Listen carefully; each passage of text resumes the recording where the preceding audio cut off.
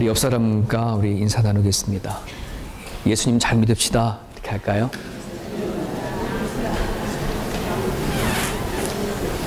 네. 예수님 잘 믿읍시다. 예.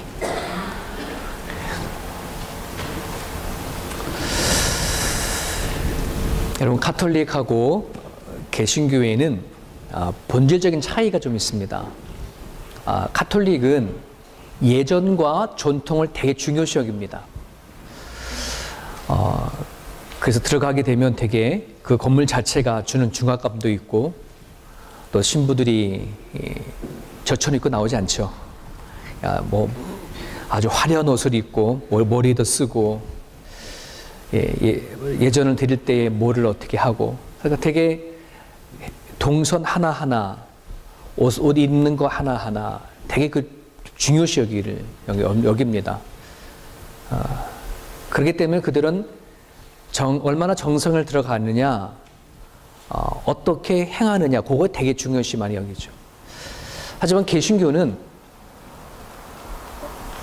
이해하는 거에 대해 초점이 많이 맞춰 있어요. 얼마나 하나님을 이해하느냐, 얼마나 분명히 아느냐, 이것에 대한 초점이 아주 강하게 되어 있죠. 그래서 말씀이 좀 그래서 강하게 선포가 되어지는 부분이 이 개신교에 있습니다.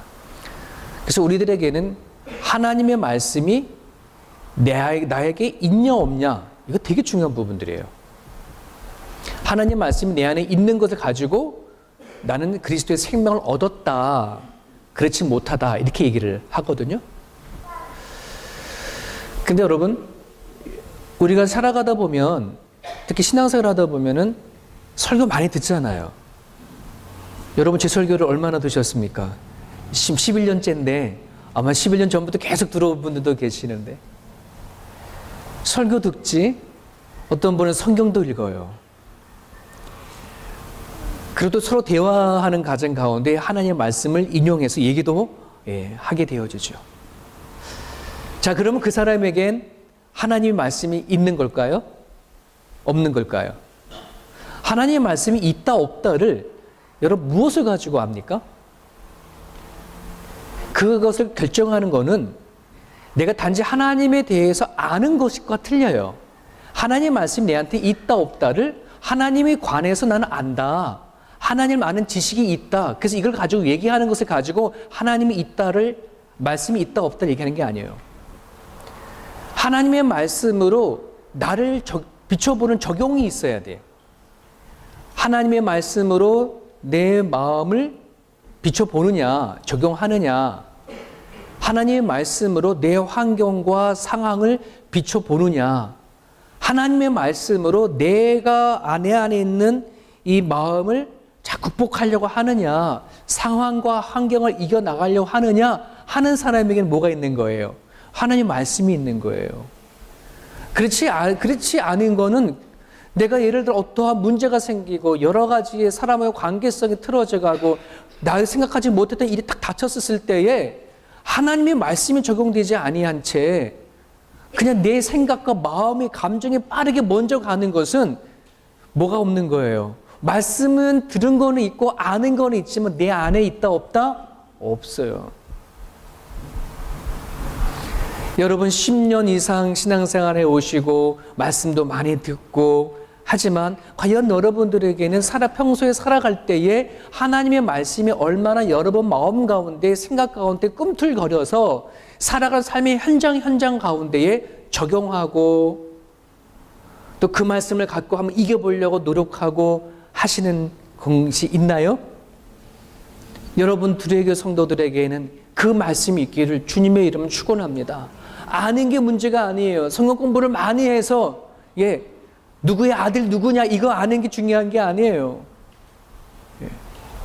살아간 삶의 현장 가운데 하나님의 말씀으로 인하여 내 자신과 감정과 생각과 환경을 살펴볼 수 있는 것. 히브리서 5장 13절에 이는 젖을 먹는 자마다 어린아이니 의의 말씀을 경험하지 못한 자요, 이런 말씀이 있어요. 오랜 동안 신앙은 성장해 들어왔으면 이제 잘할 때가 되어졌는데 왜 자꾸 젖만 먹고 있냐. 젖은이라고 한다는 것은 자기의 의도 없이 그냥 갖다 입에 넣어주면 꿀꺽꿀꺽 그냥 먹는 그릇이 젖이에요. 그러니까 내가 소화시키기 좋은 말씀, 아니면 듣고 흘려보내는 거, 다 젖에 해당하는 거예요. 우리가 신앙생활 처음 했었을 때 뭔지 모르니까 목사님 설교하는 거 그냥 듣고 흘려보내요. 예. 그것도 1년이 하루 이틀이지. 예. 5년이 지나고 10년이 지나고 20년을 교회 생활 했으면 이제는 뭐 해야 되는 거예요? 내가 젖만 먹는 신앙에서 벗어나서 성장하고 자라야 되는데 이게 자라지 못한다. 왜 자라지 못하느냐? 오늘 성경 보니까 의의 말씀을 경험하지 못했다. 의의 말씀을 경험하지 못했다는 말은 그 말씀을 가지고 내 삶 속에 적용했는데 이 적용하는 게 없었던 거예요. 어떤 문제가 감정이 일어나고 문제가 발생이 돼서 이 말씀을 그래 하나님 이렇게 하라 그랬지, 한번 말씀 붙잡고 한번 참아보자, 한번 견뎌보자, 한번 주님 앞에 기도해보자, 나가보자. 그랬더니 뭐야, 말씀대로 되더라 하는 경험이 있는 사람들이 뭐요? 이게 경험되는 거예요. 그렇게 경험이 되어져야 단단한 음식을 먹을 수 있다. 이 말은 뭐냐면 어떤 일이 생긴다 할지라도 치고 나갈 수 있는 힘이 생기는 거예요. 갓난 아이들은 그냥 힘을 못 써요. 하지만 성장하면 뭐게 되어져요? 그래, 닥쳐와봐라, 기까짓것. 그래, 화가 복이 될 줄 믿는다. 부딪히는 거죠. 이게 뭐예요? 의의 말씀을 경험한 사람이란 말이에요. 두레교회 성도들에게 이러한 말씀이 있기를 주님의 이름은 축원합니다. 하나님의 어떤 문제가 왔었을 때에 하나님 안에서 자신을 세워가고 흔들리지 않는 것, 그것이 필요합니다.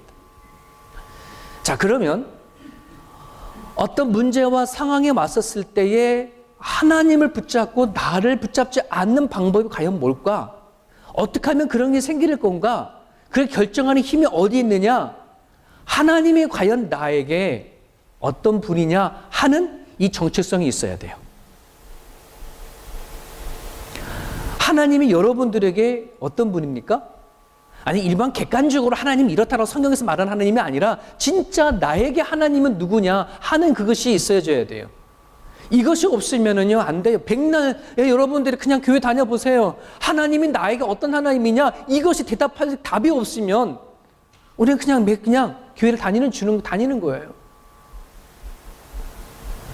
너 시온이와 지온이 이 딸하고 아들한테 얘기해요. 야, 너 아빠가 목사라고 너 천국 갈 거라 생각하지 마. 아빠가 만난 하나님 너도 만나야 돼. 너도 만나야 돼. 그럼 얘네는 지금 아빠가 목사 예배 드리고 하니까 얘네는 하나님 당연히 있는 것을 알고 살아가요. 근데 제가 봤었을 때는 아직 얘네는 하나님을 경험하지 못했어요. 기도하는 게 그거예요. 하나님, 이 아이들이 제가 만난 하나님, 내가 만난 하나님 고백할 수 있도록 찾아와 주시고 만나 주셔서 어떠한 문제가 있다 하더라도 하나님 찾게 해 주십시오. 얘네는 아직 하나님이 안 찾아. 문제가 생기면 엄마 아빠 찾지.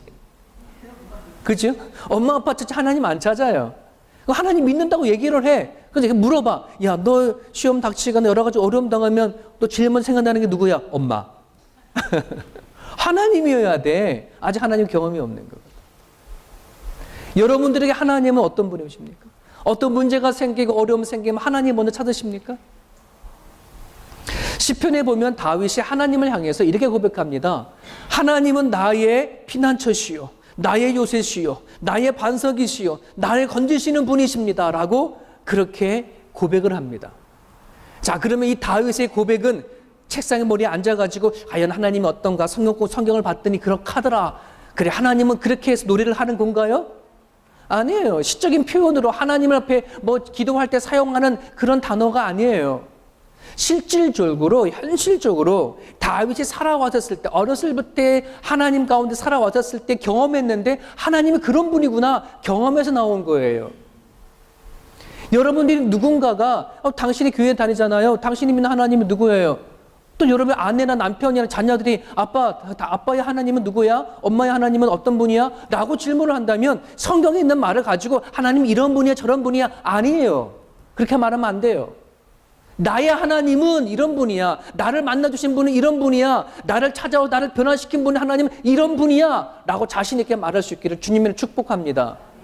그 하나님이 내 안에 있어야지 돼요. 그래야 진짜 내가 믿음이 출발하는 거예요. 그 하나님이 내 안에 없으면 믿음의 밑자 발도 못 뛰어요, 여러분.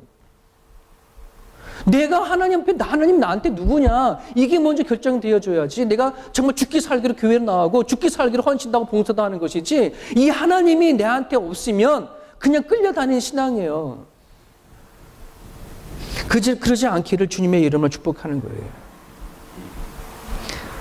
어떻게 그렇게 가능할까? 다윗은 어떻게 하나님을 만났지? 어떤 사람이었기에 이 다윗은 하나님을 그런 하나님이라 고백할 수 있는 신앙까지 갈 수 있게 되어졌을까? 신약에는 다윗을 이렇게 평가를 내려요. 말씀 같이 해볼게요. 사도행전 13장 22절. 사도행전 13장 22절 우리 같이 한번 읽어볼까요? 시작. 패하시고 다윗을 왕으로 세우시고 증언하여 이르시되 내가 이새의 아들 다윗을 만나니 내 마음에 맞는 사람이라 내 뜻을 다 이루리라 하시더라. 누가 하신 걸까요? 하나님이 다윗을 향하여서 이는 내 마음에 맞는 사람, 이전의 성경에는 내 마음에 합한 자다 이렇게 표현하고 있어요. 내 마음이 맞는 사람이야. 자, 다윗이 하나님 앞에 완벽했던 사람이었을까요? 그래서 내 마음이 맞다고 하는 걸까요? 안 그래요. 여러분 다윗 한번 쭉 한번 성경 구약성을 읽어보세요. 다윗이 어떤 사람이었는지. 참 연약한 사람이에요. 예, 제가 다윗을 닮아서 마음도 참 약하고 담대함도 없고, 다윗도 솔직히 그랬던 사람이에요. 그가 뭐 거짓말을 안 했습니까? 살인을 안 했습니까? 예, 생각한 완벽한 사람이 아니었어요. 그럼에도 불구하고 왜 다윗은 하나님을 다윗을 봤을 때 나는 얘를 내 마음이 들어라고 얘기했을까요? 그걸 살펴봐야지 돼요. 다윗은 하나님 앞에 자기가 어떤 사람인지를 철저히 알았던 사람, 회개하고 자기를 하나님 앞에 나는 죄인입니다라고 솔직히 고백하고 나갔던 그런 인물. 이스라엘의 왕이 되었음에도 불구하고 하나님 앞에서라면 부끄럽지 아니하고 얼마든지 하나님이든 사람들 앞에 무릎을 꿇고 회개하고 통곡할 수 있었던 사람. 자기의 직분과 상관하지 아니한 채 하나님 앞이라면 옷을 벗어라도 하나님 앞에 솔직히 나갈 수 있었던 것. 이것이 다윗이 갖고 있는 강점이었어요. 하나님이라면 숨기지 않는 거예요. 자기의 속에 있는 것. 하나님은 그걸 너무 기뻐해 주셨어요. 여러분, 우리는 얼마나 우리를 자꾸만 숨기고 감추고 살아갈 일이 얼마나 많아요. 내 허물과 약점과 아픔을 드러내지 않기 위해서 우리는 얼마나 철저하게 다짐하고 또 담고 하고 옵니까? 두려교회 다닐 때 내가 여기만큼은 내가 한번 내 속에 있는 거 드러내보지 하리라 작정하고 얼마나 오셨습니까? 하나님은 그냥 다윗은 그러지 않았어요. 자기 다 풀어헤쳤어요. 다 풀어헤쳤어요. 하나님 내 속에까지 오셔서 내 속에 얼마나 더럽고 추악한 것이 있는지 하나님 보셔서 나를 정결케 해주십시오. 나를 깨끗게 해주십시오. 얼마든지 자기가 제 죄를 졌으면 왕이니까 덮을 수 있고 수많은 사람 불러다가 감출 수 있는 부분에도 불구하고 인정하고 나갔던 것이 다윗의 모습이었어요. 하나님은 그 다윗을 보고 뭐요? 합하다.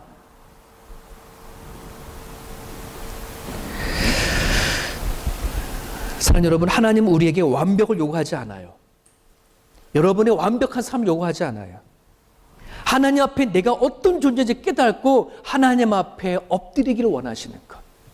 이것을 우리에게 요구하시는 거예요. 증언이라고 하는 책, 김길 목사님이 쓰신 책인데, 이 증언이라는 책을 보니까 쭉 요즘에 제가 이제 관심에서 쭉 보는 책이에요. 근데 거기에 이런 글귀가 적혀져 있어요. 들어보세요. 교회에 오는 사람들이 아무 생각 없이 오는 것이 아니다. 모두 자신들이 원하는 교회가 있다. 목회 철학까지는 아니지만 본능적으로 자신이 원하는 교회가 있다. 그러나 대부분은 자신의 삶을 형통하게 해주는 교회를 원한다. 그러나 난 그런 사역으로 부르심을 받은 사람이 아니었다. 그러나 난 그러한 사역으로 부르심을 받은 사람이 아니었다. 이제 그렇게 고백을 하는 글이 담겨 있어요. 사람들은 교회를 들어올 때에 다 자기가 원하는 교회가 다 있다는 겁니다. 여러분들은 어떠한 교회를 원하십니까? 둘의 교회가 어떠한 교회가 되어지기를 원하십니까? 다 여러분들은 각자의 여기 말했던 것처럼 목회적인 철학은 갖고 있지 않지만 정말 둘의 교회가 이런 교회가 되어줬으면 좋겠다라고 하는 그런 교회가 다 생각이 있을 거예요. 그런데 오늘날 많은 사람들은 그 교회가 자신의 삶을 형통하게 해주는 그런 교회를 원하는 성도들이 되게 많다는 것이에요.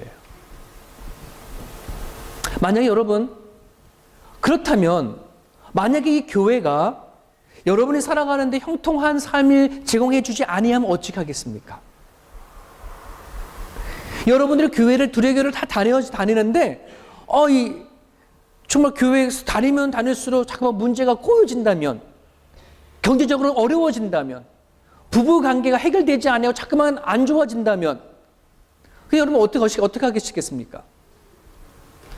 그러면 두렵게 떠나고 이 교회는 아마 그런 은혜가 없구나, 그런 은사가 없구나, 축복이 없구나, 그냥 떠나면 그만이시겠습니까? 아니면 하나님 옆에 하나님 없는 거야 라고 뒤돌았으면 그만이겠습니까?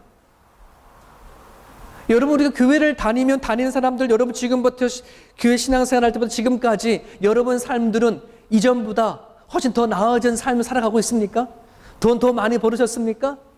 인간관계 더 많이 좋아지셨습니까? 부부의 관계 더욱더 깊어졌습니까? 그렇게 되어졌다면 여러분 축복받으신 거예요. 정말 기뻐요. 감사해요. 하지만 그렇지 아니한 사람들도 얼마든지 교회 안에 있더라. 그죠? 요즘에 우리가 교회 생활을 얼마나 열심히 합니까? 정말 세상 사람, 믿지 아니하는 사람들이 교회 다니는 사람들 보면 왜 굳이 그렇게 주일날 교회를 가는지 이해도 못할 겁니다.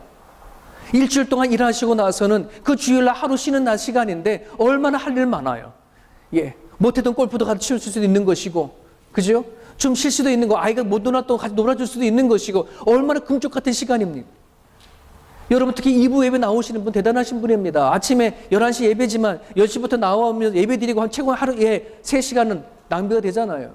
찬양대회는 아침 9시부터 나와가지고서는 연습이 있고 교회 행사 있으면 거의 반나절은 교회에 있는 셈이에요. 너무너무 소중한 주일의 시간에, 그죠?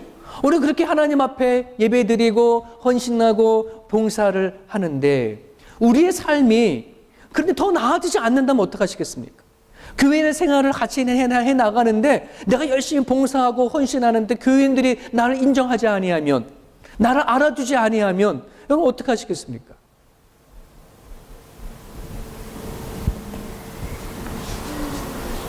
여러분, 내가 예수를 믿고 하나님 앞에 붙잡고 살아가는 데 있어서 내 삶이 형통하기만 바랄 뿐, 이게 되게 중요한 거예요. 하나님은 우리 삶이 형통하게 하시는 분 맞아요. 그것만 바라보고 살아간다라고 한다면 그건 종교입니다. 그건 종교입니다.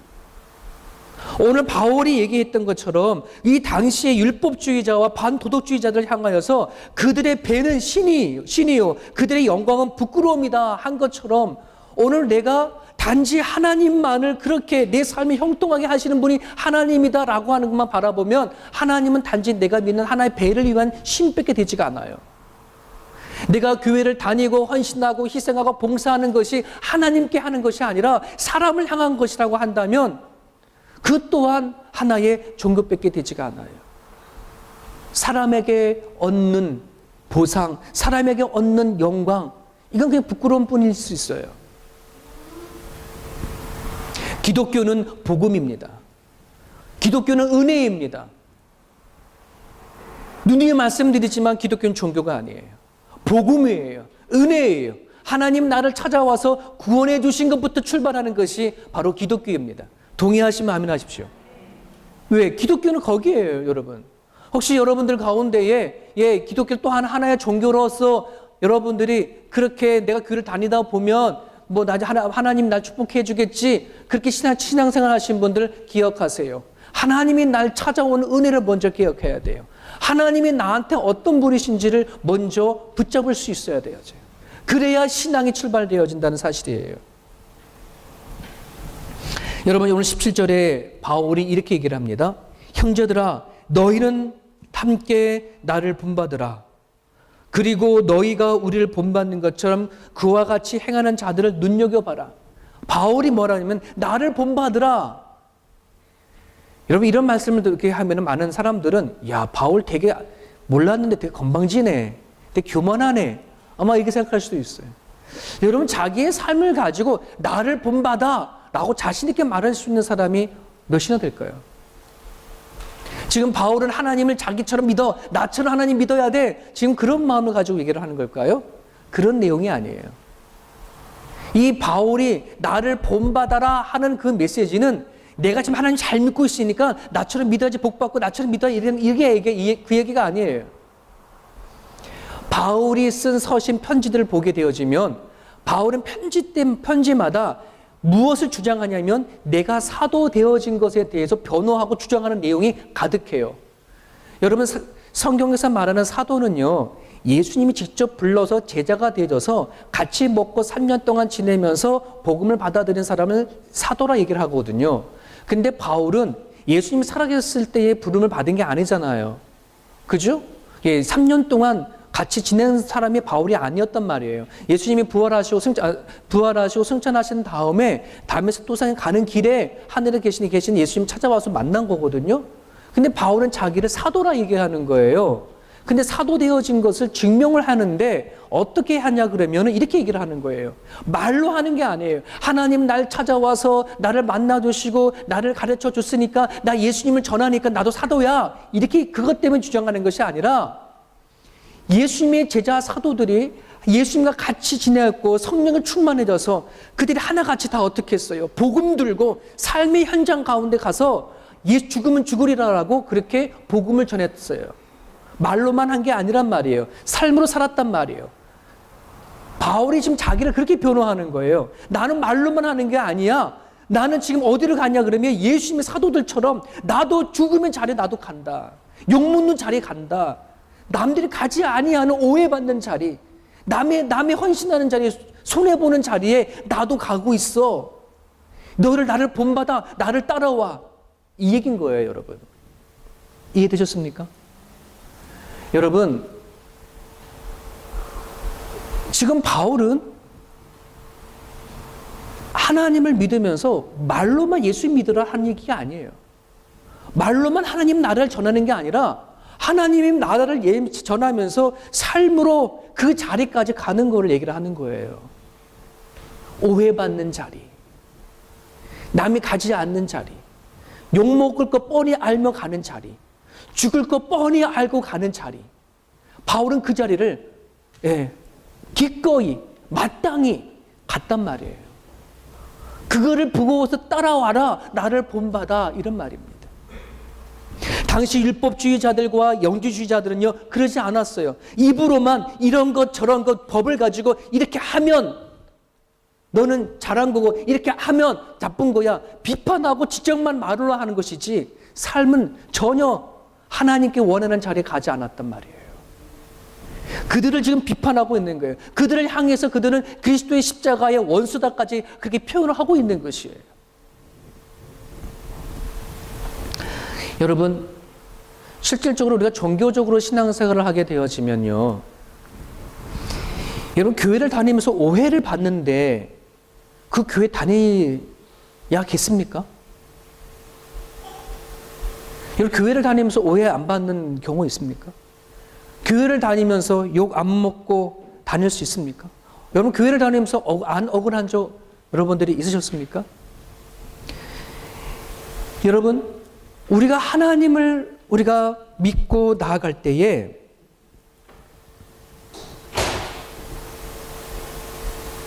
하나님이 나에게 어떤 분이냐, 예수님이 나에게 어떤 분이냐, 그냥 하나님의 아들 예수님 이분이 아니네. 그렇게만 알고만 있다면 내가 교회를 다니고 신앙생활을 하는데 부딪힌 여러 가지의 오해나 아픔이나 억울한 일이나 그런 일이 닥치면 이거 견디지 못해요. 그러나 나를 위해서 돌아가신 예수님이 어떤 일을 하셨는지 그 예수님의 일이 내 일이 되어지면, 남의 일이 아니라 예수님이 스스로 죽은 그 일이 아니라 나를 위해 가신 길이라고 한다, 이게 믿어진다고 할 때에 거기서부터 진짜 신앙이 시작되는 거예요. 많은 사람이 예수님이 하나님의 아들인 줄 알고요, 십자가에 못 박혀 돌아가신 것도 알겠죠. 하지만 우리가 그 단지 예수님 하나님의 아들이다 믿는 것, 그 하나만 믿는 것이 아니라 그분이 나를 위해서 십자가 길을 걸어가셨다. 그분이 나를 위해서 치욕의 길을 가셨고 모욕을 받으셨고 그분이 나를 내가 죽어야 할 자리까지 대신 죽음의 자리를 가셨다고 한다는 그 믿음을 내가 가져야 한다는 거예요. 그래야 내가 살아가는 삶의 현장에서 부딪히는 사람들과의 관계든지 내가 부딪히는 여러 가지의 환경의 문제들을 뭐예요? 예수님에 붙잡고 이겨나갈 수 있어요. 우리가 그 하나님을 믿고 예수를 믿는다고 하면서도 살아간 삶의 내 가정 안에서든지 교회 안에서든지 살아간 삶의 일터 안에서 우리는 자꾸만 무너지고 쓰러지고 넘어지는 그것은 뭐냐면 내가 예수님이 나에게 어떤 분이라고 하는 그 확실한 믿음이 바로 세워지지 않기 때문에 그렇습니다. 사랑하는 여러분, 바울만 그렇게 특별한 일을 해야 되어지는 걸까요? 그렇게 예수님이 나를 위해 십자가 먹고 돌아가셨고 정말 내가 여러 가지 힘든 일들 극복해 가는 거는 예수님 잘 믿는 사람들만 그렇게 해야 되는 걸까요? 목사만 그렇게 해야 되는 거고 장로님들만 그렇게 하고 권사님만 다 그렇게 해야 되는 걸까요? 아니에요. 예수를 믿는다 하는 모든 사람들에게 다 해당되어지는 것이 바로 뭐냐면 예수님의 은혜로 하나님의 말씀으로 모든 역경과 시련을 이겨나가는 것은 다 우리들의 필수적인 조건이에요. 그렇지 않습니까? 디모데후서 4장 7절에 나는 선한 싸움을 싸우고 달려갈 길을 마치고 믿음을 지켰나니 하는 이 메시지가 바울에게만 해당되는 걸까요? 아니잖아요. 바울이 믿는 하나님, 바울이 믿는 예수님도 내가 믿잖아요. 그럼 우리들도 뭐 해야 되는 거예요? 믿음의 선한 싸움을 싸워 나가야 돼요. 달려갈 길을 달려가야 되지요. 나의 믿음을 지키는 것 내가 해야 할 일들입니다. 그렇지 않습니까? 이상백 목사는 제가 제 믿음을 지키려고 달려가는 거고 여러분 믿음을 지키려고 그렇게 달려가야 되어지는 것이에요. 근데 우리는 그렇게 생각하지 않을 때가 얼마나 많은지. 믿음은, 신앙은 마치 특별한 사람만 그렇게 하는 것, 특별히 부름받은 사람만 그렇게 가야 되는 삶인지 그렇게 안단 말이에요. 아니에요. 교회 안에 들어온 여러분 모두가 다 예수님을 믿는다면 그 길을 걸어가셔야 합니다. 믿음은 내가 입으로 말하는 것으로 증명되는 게 아니에요. 목사님 저도 마찬가지예요. 무대 앞에 이 서가 제대로 서서 그냥 말만 한다고 내 믿음이 아니에요. 뭐 이렇게 좁은 걸 얘기하는 게 아니에요. 저도 삶으로 증명해야 되는 거예요. 신앙은 내가 말로 있다 없다 할 수 있는 게 아니에요. 고린도전서 4장 20절에 하나님의 나라는 말에 있지 아니하고 어디에 있다? 능력이 있다. 하나님의 나라는 말에 있지 않다. 어디에 있다? 능력이 있다. 그 능력은 뭐냐면 삶을 살아내는 것을 얘기하는 겁니다. 믿음으로 삶을 살아내는 겁니다. 믿음으로 가정에 어렵고 힘든 것을 예수님 붙잡고 살아내어지는 것입니다. 부부의 문제도 마찬가지입니다. 내가 예수님 안에 믿는다면 그 믿음을 가지고 부부의 관계를 살아내어지는 것입니다.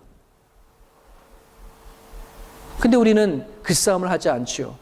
하나님 잠깐 비켜 계세요. 내가 한번 이 남편과 아내하고 한번 해결한 다음에 다 뭔가 해결한 다음에 하나님을 가지고 나죠. 하나님 우리 이렇게 하기로 했어요. 하나님 어떠실까요?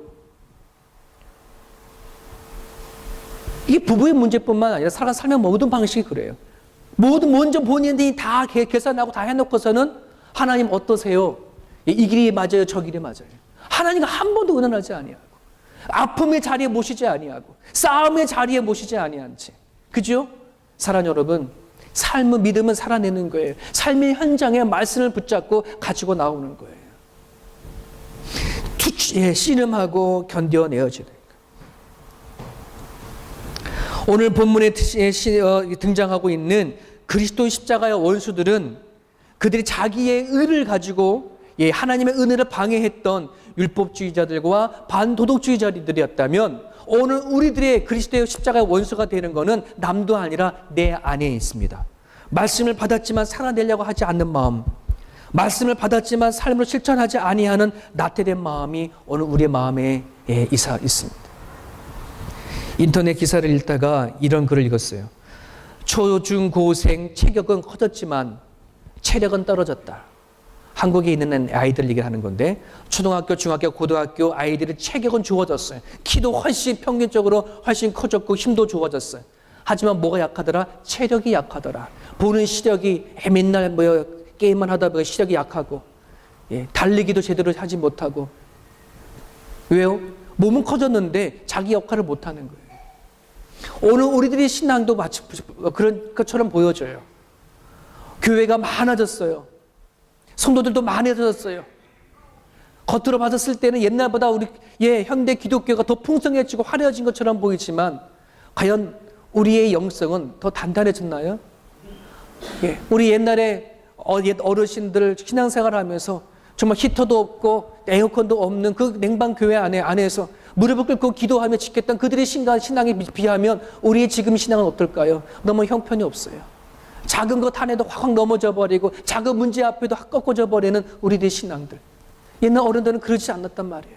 어떠한 일이 있으면 말씀 붙잡고 무릎 꿇고 싸움했던 어른들의 신앙의 모습입니다. 이게 우리가 체격은 좋아졌지만 체력이 약해지니까 우리들이. 왜 그럴까요? 훈련이 안 됐기 때문이에요.